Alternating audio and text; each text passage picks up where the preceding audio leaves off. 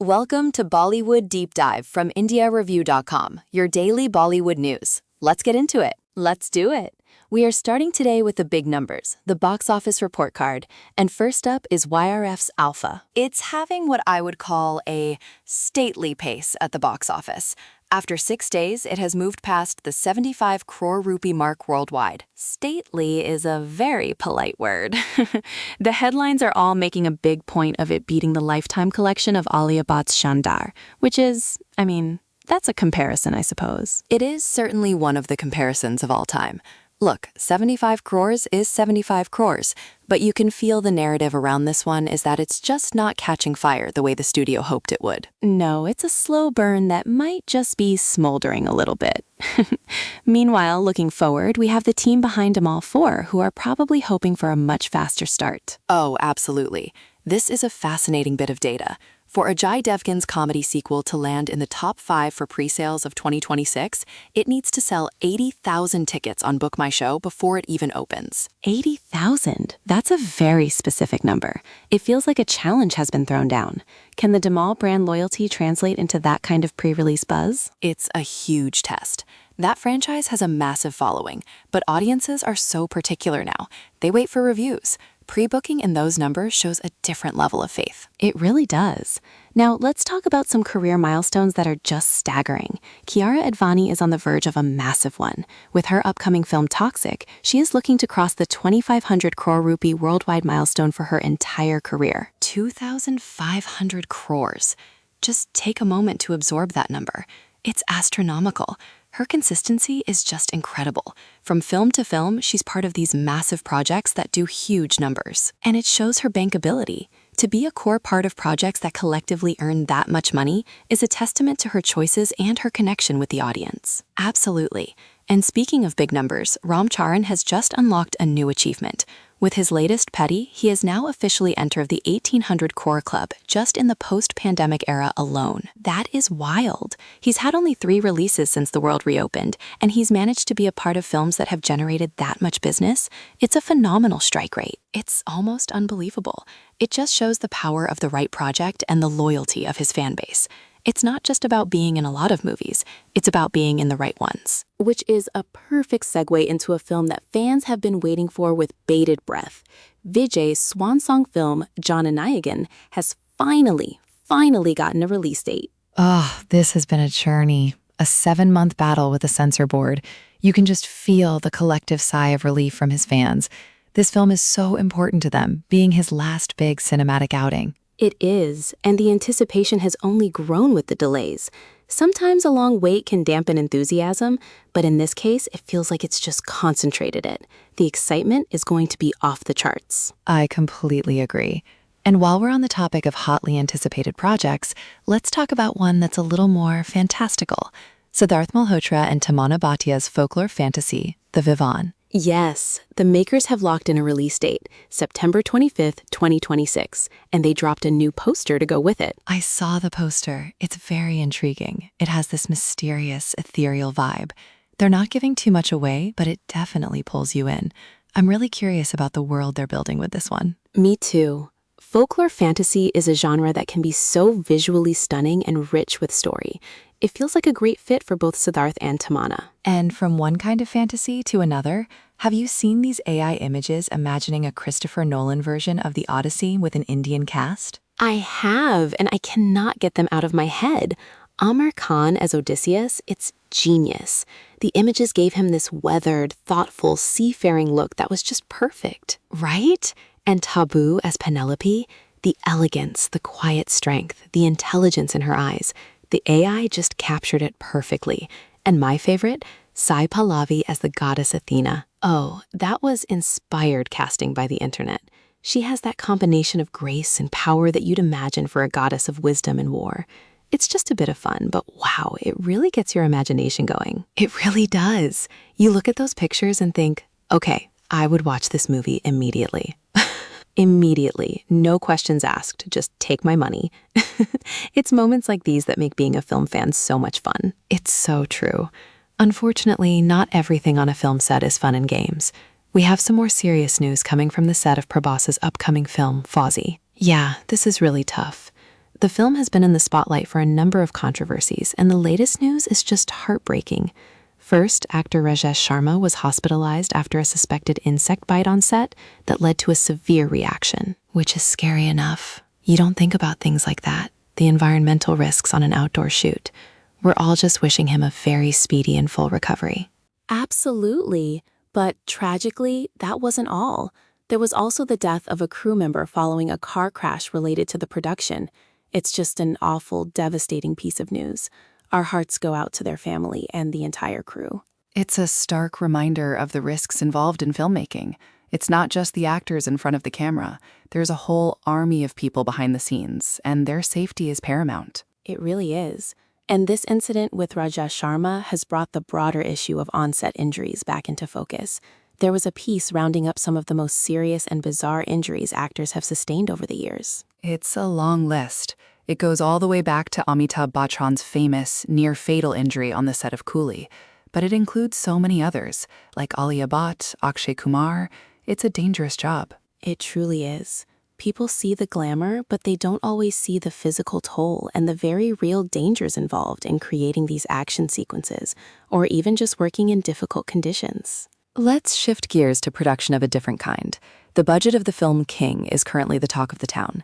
There were viral reports that the budget had ballooned up to 450 crore rupees. 450 crores? That is a massive number. And the cast list is equally massive, to be fair. You've got Deepika Padukone, Anil Kapoor, Rani Mukherjee, Suhana Khan. It's a packed house. It is, but the director, Sidharth Anand, has come out to respond to these reports. He hasn't confirmed the exact number, but he's addressing speculation, trying to manage the narrative around the film's scale. Which is a smart move. When a number that big gets thrown around, it creates a certain level of expectation that can be tough to live up to, no matter how good the film is. Exactly. It becomes the only thing people talk about. But speaking of packed houses, let's talk about a much happier gathering, Anshula Kapoor's wedding reception. Oh, this was the best. The internet was so happy. The big moment was the reunion of Ranveer Singh and Arjun Kapoor on the dance floor. The Gunday boys were back. The bromance lives on. There are videos of them dancing together, and you can just see the genuine affection and history between them. It was a really sweet, unscripted moment amidst all the wedding glamour. It was so lovely. It's nice to be reminded of these long-standing industry friendships. It just made everyone smile. And speaking of smiles, Kareena Kapoor Khan was on a mission to make the internet happy this week. She certainly was. She posted a series of photos of Saif Ali Khan from their beach vacation, which she cheekily labeled thirst traps. And she was not wrong. It was just a fun, candid look at their holiday. He's at a charity cricket match in England now, but the vacation photos were just gold. It's so great when stars don't take their social media too seriously. I love it. It feels authentic. And we had another little fun social media crossover moment, this time between cricket and Bollywood. Yes. Aksar Patel revealed that Team India captain Surya Kumar Yadav has been motivating the team with a line from Aamir Khan's Doom 3. The line is, "Haath nahi chhodna, saath nahi chhodna," which translates to, "Don't leave the hand, don't leave the side." It's about sticking together. I love that. It's such a classic Bollywood motivational mantra. The idea that the captain of the national cricket team is using a line from an action movie to fire up his players is just brilliant. It's the perfect intersection of India's two biggest passions. From team motivation to personal milestones, we also had a lovely story about Shah Rukh Khan. This was so nice. He has reportedly purchased the remaining floors of his family's home in Delhi's Panchsheel Park for 37 crores. This gives the Khan family full ownership of the entire building. It feels so significant. It's not just a real estate transaction. It's about consolidating his family's history and roots in the city. It's a very personal, meaningful purchase. It really is a very grounding moment. Okay, from personal news, we have to pivot to some major industry legal drama. This one is big. It's huge. The producers of the original Queen, Phantom Studios, have reportedly filed a 250 crore rupee lawsuit against JioStar. The lawsuit alleges that the upcoming Kangana Ranaut film, Queen 2, is an unauthorized sequel and an infringement of their rights. Wow, that is a bombshell. The first film is so beloved, an iconic piece of cinema. The idea of a sequel was always going to be fraught, but a legal battle of this magnitude over its very existence is next level. It really is. This will be a fascinating case to watch. It brings up all sorts of questions about intellectual property, who owns a story, and what constitutes a legitimate sequel versus an unauthorized follow-up. A very, very messy situation. And it's not the only film facing controversy right now. Diljit Dosanjh's film Satluj was removed from its streaming platform just days after its digital release. And now a public interest litigation has been filed against the film's removal, claiming it's a violation of the freedom of expression. This is another incredibly important issue. We're seeing more and more films, especially those that touch on sensitive historical or political topics, facing these kinds of challenges after their release. The fact that it's now a legal matter being argued on the grounds of constitutional rights shows just how high the stakes are for filmmakers and artists. It's about more than just one movie. Definitely. And from these very serious legal and constitutional matters, we turn to the Great Lassi controversy. Oh boy. Okay, so Bhagyashree posted a video from Kashi where she was promoting a local lassi vendor, and the internet did what the internet does. It accused her of faking it, of promoting something unhealthy, of, well, everything. She has now responded, defending her decision to support a local vendor and questioning why people were so quick to jump to conclusions. It's such a classic social media storm in a teacup, or I guess a storm in a lassi glass. It highlights that weird pressure on celebrities where every single action is scrutinized to an impossible degree. It's exhausting just thinking about it. And it's not just celebrities' current actions under the microscope. We're also seeing some reactions to past comments, like with Amitabh Bachchan. Right, he faced some backlash for a comment he made about the racial makeup of the French football team. He's since shared a blog post about the importance of admitting mistakes. It was a thoughtful and reflective response, which is often the best way to handle these things, to listen, reflect, and acknowledge. Now, let's talk about some incredible casting news. This one got me very excited. Me too. The one and only Naseeruddin Shah has officially joined the cast of Om Chapter 1, a film which already stars Dhanush and Mammootty. Can you even handle the amount of acting talent in that one project? My brain can barely process it. Naseeruddin Shah, Mammootty, and Dhanush, 3 different generations, 3 different schools of acting, all masters of their craft. The scenes they share are going to be electric. It's going to be an acting masterclass. I cannot wait. And there's more potential powerhouse casting on the horizon. Director Lakshman Utekar, who was just coming off Chava, has reportedly approached Hrithik Roshan for his next film. Ooh, that's an interesting combination. Utekar has a very distinct, heartland-focused storytelling style, like in Mimi and Zara Hatke Zara Bachke. Seeing what he and Hrithik could create together would be fascinating. It would be a really fresh pairing of sensibilities. And speaking of incredible talent going global, Priyanka Chopra's film Heads of State has been nominated for an Emmy. Yes, for Outstanding Television Movie. That is just fantastic. What a huge accomplishment for her and the entire team. She continues to do such interesting and high-profile work internationally. Alongside John Cena and Idris Elba, no less. It's a huge validation of the work she's been doing. It's just amazing to see. It truly is. And let's round out our casting news with a fun one. The villain for Golmaal 5 has reportedly been found.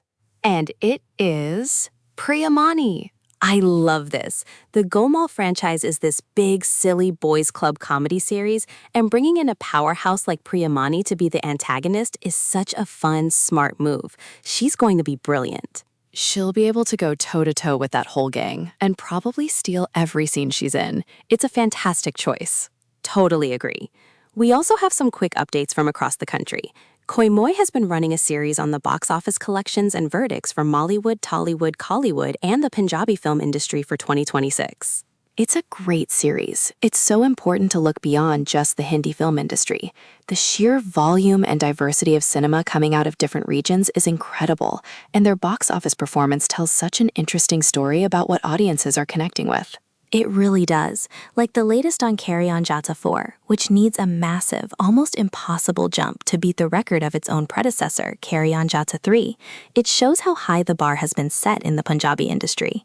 Absolutely. And in production news, the team behind the film Maisa has just finished shooting a major underwater sequence with Rashmika Mandanna. Those sequences are always so technically difficult and physically demanding. Big kudos to her and the crew for getting that in the can. Definitely. We also have a new historical epic announced. Abundantia Entertainment is producing Angre, a film about the Maratha Navy Admiral Kanhojaraje Angre.